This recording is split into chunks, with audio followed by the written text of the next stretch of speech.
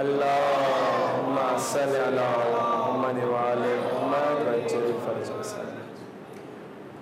اعوذ باللہ من الشیطان الرجیم، بسم اللہ الرحمن الرحیم، اما بعد فقد قال اللہ تبارک و تعالی فی کتابہ المجید والفرقان الحمید وقولہ الحق۔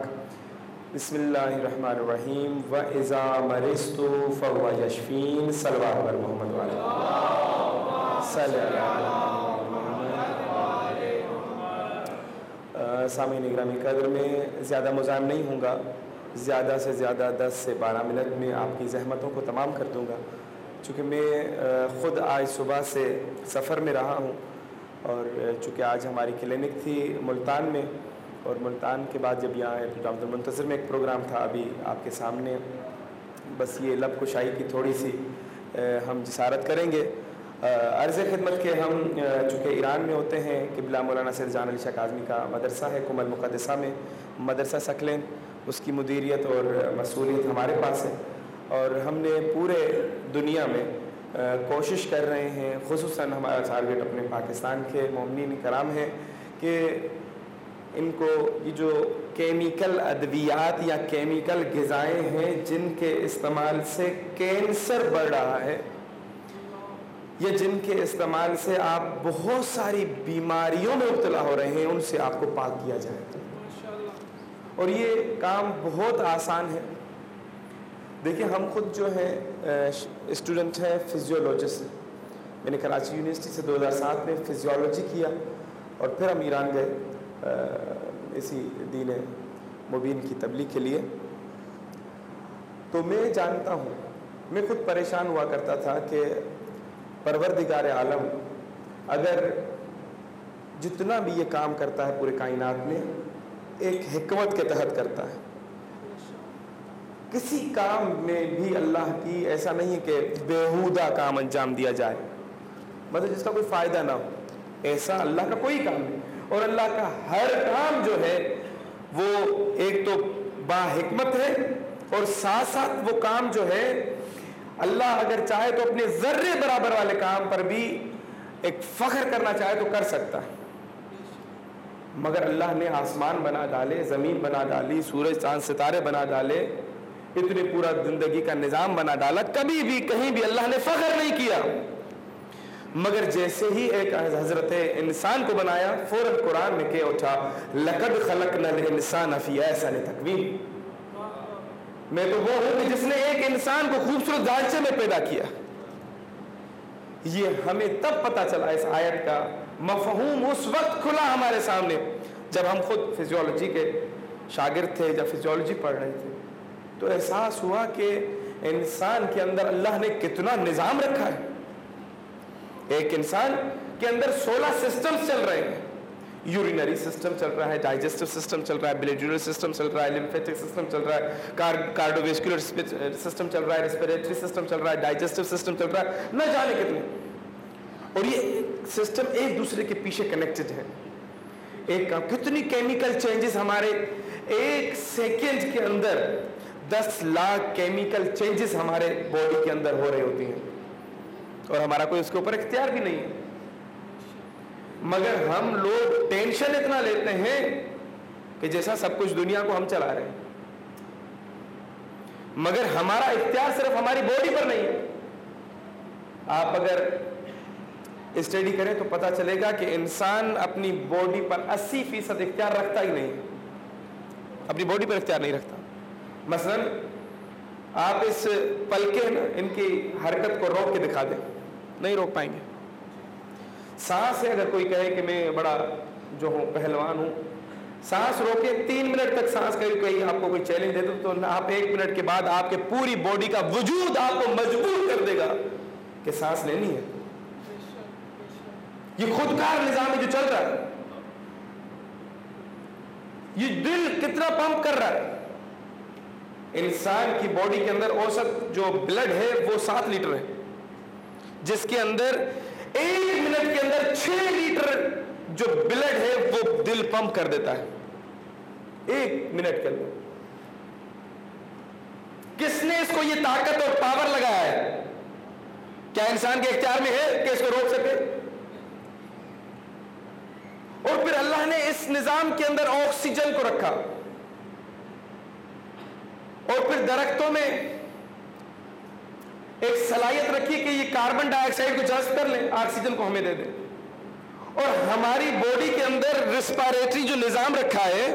اچھا میں یہ میڈیکل کی باتیں اس لیے کر رہا ہوں کہ خود میڈیکل کا اسٹوڈنٹ ہوں، کوئی پریشان نہ ہو کہ مولانا امامہ پین کے باتیں تو دوسری کر رہے ہیں. ایک بار سلام پڑھیں محمد والے محمد صلی اللہ محمد والے محمد وجل فرج. میں زیادہ وقت بھی نہیں لوں گا، آپ پریشان نہ ہو کہ بہت سارے لوگ شاید حیرانگی میں دیکھ رہے ہیں کہ مولانا نے 1 گھنٹہ تو لے لینا ہے کیونکہ موضوع بہت بڑا ہے. میں صرف ہنٹ دیتا ہوں، آگے چلا جاؤں گا کہ ایک اتنا بڑا نظام کہ ریسپائریٹری سسٹم کی اگر صرف سوچا جائے کہ برونکیولز ہیں اور برونکائی، پھر اس کے بعد جو آخری اسٹیج ہے جہاں پر ایکسچینج آف گیسز ہوتی ہے وہ اس کو کہتے ہیں ایلویولائی. ایلویولائی کیا کام کرتے ہیں؟ جو دل خراب خون ہوتا ہے اسے پمپ کرتا ہے ہمارے لنگس کی طرف، اور وہاں پر جو پروسیس ہے ایکسچینج آف گیسز کا، جو ہم سانس لے رہے ہیں یہ سانس جاتا ہے ہمارے پھیپھڑوں کے ذریعے، اس جگہ پر پہنچتا ہے اور خون اس اسٹیج پر پہنچتا ہے جہاں کاربن ڈائی آکسائڈ اس خون سے ہمارے ایلویولائی کے ذریعے سے، سانس کے ذریعے سے باہر نکل جاتی ہے.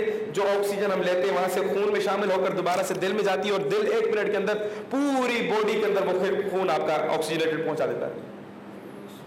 کتنا بڑا ایک نظام. تبھی تو رسول خدا صلی اللہ علیہ وسلم صلی اللہ محمد وآل محمد فرماتے ہیں کہ ایک انسانیت کا قتل یعنی پوری انسانیت کا قتل، اور ایک انسان کو راہ راست پر لے آنا پوری انسانیت کو راہ راست پر لے آنے کے برابر. ایک انسان کو زندگی، آپ اس کی زندگی بچائیں، پوری انسانیت کی زندگی بچائیں. اور اس ایک امر کو لے کر ہم گھر گھر نکلے ہیں کہ اس پیغام کو پہنچائیں. میں سال میں ایک، اچھا ہماری جو رگیں ہیں آپ اندازہ کریں گے، ایک انسان کے اندر جو رگیں ہیں خالی اگر ان کو جوڑا جائے تو 60,000 مائل، کلومیٹر نہیں کہہ رہا ہوں، مائل لمبی ہے. یعنی کہ اگر ان کو جوڑ کے آپ چاند پر لے جائیں تو 7 مرتبہ چاند سے لا سکتے اور لے جا سکتے ایک انسان کے اندر. تو اس نظام کو چلانے والی پروردگار کی ذات اتنا بڑا نظام اور سسٹم بنا ڈالا، اور ہمیں کچھ لوگ آ کر یہ کہتے ہیں کہ جی اللہ نے دنیا میں انسان کو تو بھیج دیا مگر کس کے سہارے؟ ان ڈاکٹرز کے سہارے، ان لیبورٹریز کے سہارے، ان ہاسپٹل کے سہارے. ایسا نہیں ہے. ٹھیک ہے، ہم جو یہ میڈیکل فیلڈ ہے اس کے کوئی مخالف نہیں ہے، ڈاکٹر حضرات ایسا کو ناراض نہ ہو جائے کہ یہ ہمارے خلاف مولانا بولنے آ گئے. نہیں، میں صرف اس مافیا کی بات کر رہا ہوں جو کہ یہ کہتے ہیں کہ اللہ نے انسان کو بس خلق کیا، باقی دنیا میں جو کچھ اس کو ہوگا تو یہ پڑھے لکھے لوگ جو ہیں یہ ان کو ٹھیک کریں گے. ایسا نہیں ہے. اللہ نے خود ہماری باڈی کے اندر ایسے سولجر سیل رکھے ہیں جو انسان کو بہت ساری بیماریوں سے بچاتے ہیں. خود بخود ڈیفنس سسٹم کیسے کام کرتا ہے؟ یہ جو آپ آج کل یہ ویکسین لگاتے ہیں، آپ کہتے ہیں کہ یہ ویکسین لگائی تو اس سے میں جو فلاں بیماری سے بچ گیا. بھائی یہ تو ایک وائرس ہے. ابھی اس فضا کے اندر کروڑوں تعداد میں وائرسز موجود ہیں جن کے نام آپ کو نہیں پتا. نہ جانے کتنے لاکھوں اور کروڑوں کی تعداد میں بیکٹیریا جہاں موجود ہیں، ان سے آپ کو کون بچائے گا؟ مثلا ایک کرونا سے تو آپ کو یہ ویکسین چلے بچا لے، دوسرے بیکٹیریا اور وائرس سے کون بچائے گا؟ اصل میں آپ کو اللہ نے ایک ایسی پاور اندر دی ہے جو کہ آپ کو صدیوں سے ان وائرسز اور بیکٹیریا سے بچاتی آئی ہے. صرف ہمیں اپنی باڈی کے ان سیل کو ایکٹیویٹ کرنا ہے. وہ ایکٹیویٹ کیسے کریں گے؟ وہ در اہل بیت پر آ جائے، وہ ہم کو تمام حل بتا دیں گے. ہم نے اگر دین میں کچھ لیا ہے، اسلام سے کچھ لیا ہے تو یا 10 دن کی کربلا لی ہے، یا 2-4 جنگیں، یا 1-2 عیدیں. اس کے علاوہ ہمیں کچھ نہیں پتا. کسی کو بھی کھڑا کر دو، بڑے سے بڑے اسکالر کو لے آئے، باتیں یہی 4 پتہ ہے. میں پی ٹی وی پر گیا پروگرام پڑھنے ابھی کچھ ٹائم پہلے، مولا حسین کی ولادت کا پروگرام تھا تو ہمیں بلا لیا. پتہ چلا کہ ہم ایران سے آئے ہوئے تو ہمیں کال آئی. تو تو ہم نے کہا ٹھیک ہے. تو ہم نے پوچھا بھائی کون ہے ہمارے ساتھ؟ تو کہا 2 اہل سنت کے دوستان.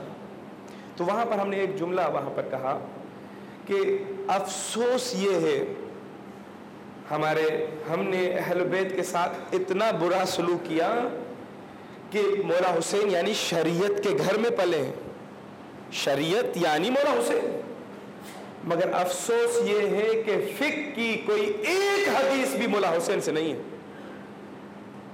کیا دین ان کے پاس نہ تھا؟ کیا دوسروں کو پتا تھا زیادہ دین کا؟ اتنا بڑا ظلم ہوا ہے دین کے ساتھ.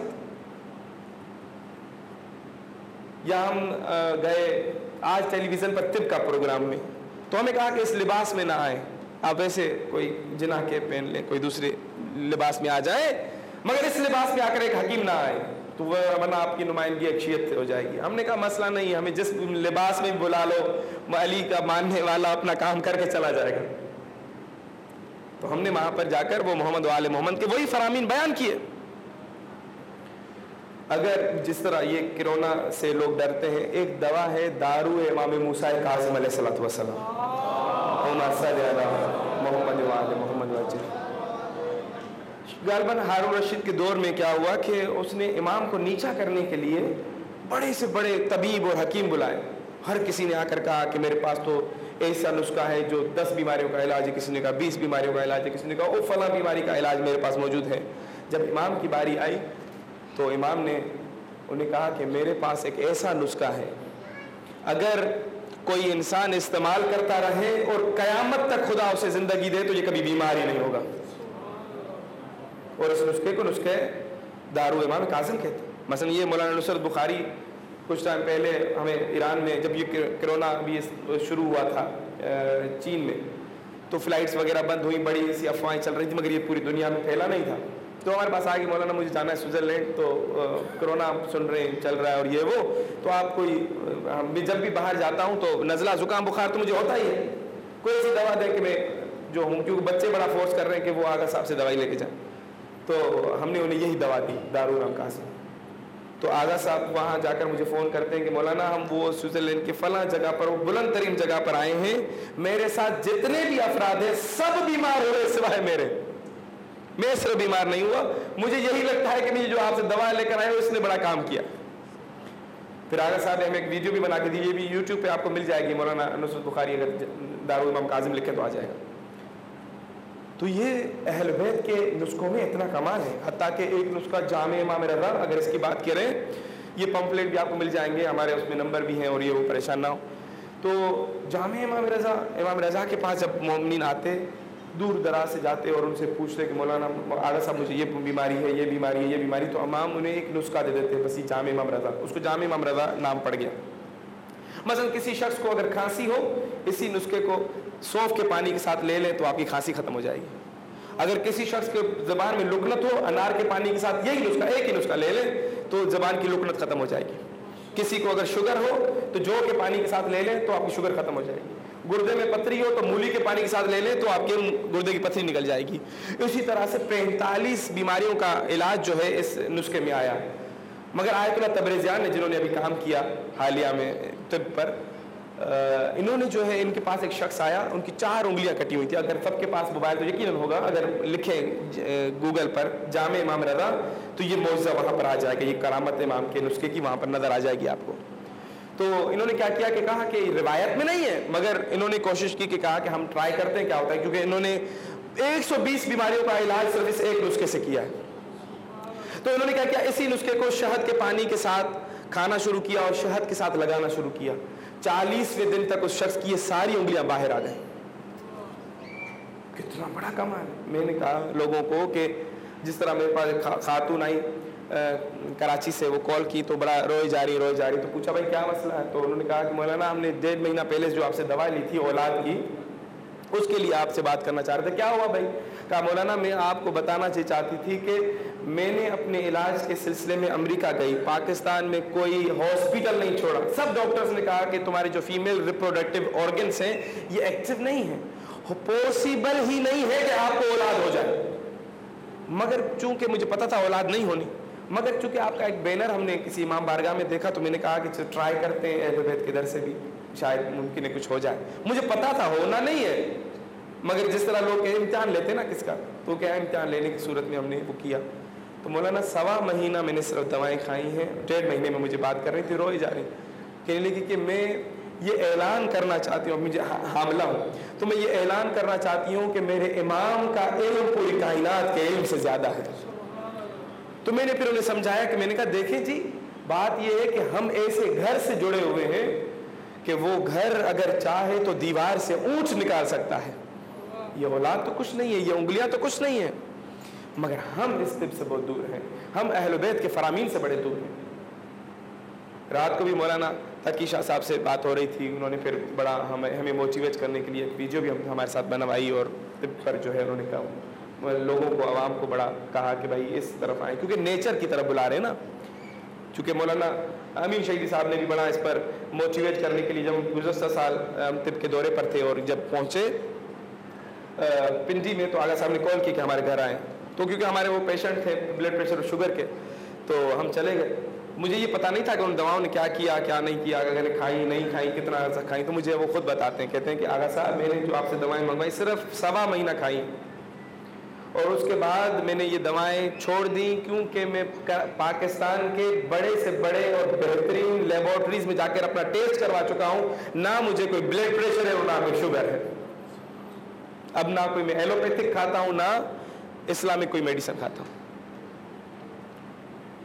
آغا صاحب کا بھی انٹرویو اگر نیٹ پہ سرچ کرنا چاہیں تو مل جائے گا، جو چونکہ ہمارے ساتھ انہوں نے 11 منٹ کا ایک انٹرویو بنایا. وہ لوگوں کو صرف یہی بتایا کہ اگر خدا کی نیچر کے قریب آ جائیں تو بیماریوں سے دور ہو جائیں گے. ہم خدا کی نیچر سے دور چلے گئے ہیں.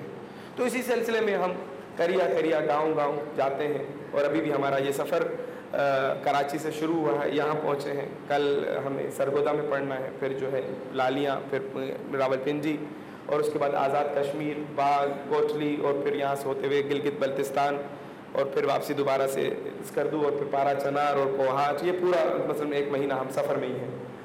تو یہ ہر جگہ جا کر صرف لوگوں کو یہی کہتے ہیں کہ اللہ کی نیچر کے نزدیک آؤ. مثلا ہمیں صرف کھانے پینے کے عادات کا پتہ چل جائے نا، کب کھانا ہے کب نہیں کھانا، پانی کس ٹائم پینا ہے کس ٹائم نہیں پینا، کس ٹائم سونا ہے کس ٹائم جاگنا ہے، تو ہم بہت ساری بیماریوں سے تو ایسے ہی ٹھیک ہو جائیں گے. بیماریوں کا تعلق ہمارے لائف اسٹائل سے. مثلا اگر مائگرین کا کوئی علاج نہیں ہے دنیا پوری میں، مگر ہمارے امام نے نسخہ بتایا ایسا بہترین کہ جن لوگوں کو مائگرین کا درد ہوتا ہے نا، یہ اگر اخروٹ، ثابت اخروٹ کو ہلکا توے پر گرم کریں، گرم کو، گرمیاں ہو تو 1 صبح 1 رات، اور سردیاں ہو تو 2 صبح 2 رات کھا لیں. 20 سال پرانا بھی آپ کا مائگرین کا درد ہوگا تو وہ دور ہو جائے گا. اب مجھے یہ بتائیں، میں لوگوں کو کہتا ہوں کہ اگر 10 لوگوں نے مائگرین کی وجہ سے اخروٹ کھایا اور ان میں سے 8 لوگ ٹھیک ہوئے اور 2 لوگ نہ بھی ہوئے، تو یہ بتائیں اس اخروٹ نے نقصان کیا پہنچایا؟ مطلب جب آپ خدا کی نیچر کے نزدیک آئیں گے تو نقصان نہیں ملے گا کچھ. ہاں فائدہ ملتا ہے نہیں ملتا وہ آپ کا اور پروردگار کا تعلق ہے. یہ ٹھیک ہے، کہیں پر خدا آپ کو شفا نہ دے کر بھی آپ کو آزما رہا ہوتا ہے، اور کہیں پر شفا دے کر آپ کو آزما رہا ہوتا ہے. کہیں کسی ایک شخص کو بیماری دے کر اس کی بیوی کو آزما رہا ہوتا ہے، یا ان کے بیٹوں کو آزما رہا ہوتا ہے. مشکل ایک کو ملتی ہے مگر امتحان کسی اور کا ہوتا ہے. حضرت ایوب کا صبر جو مشہور ہے، اس میں امتحان ان کی بیوی کا تھا، بیمار یہ ہوئے تھے. تو ہم دعا گو ہیں پروردگار سے کہ مالک کائنات محمد و آل محمد کی عزت اور عظمت کے طفیل ہماری اس قلیل عبادت کو اپنی بارگاہ میں قبول و مقبول فرمائے. ساتھ ساتھ بانیان محفل، حاضرین محفل، سامعین محفل، علماء محفل، ذاکرین محفل، ہر کسی کو اپنی اپنی نیتوں کے مطابق اجر عظیم عطا فرمائے. جتنے بیمار ہیں مالک کائنات انہیں شفاء کاملہ اور عاجلہ عطا فرمائے.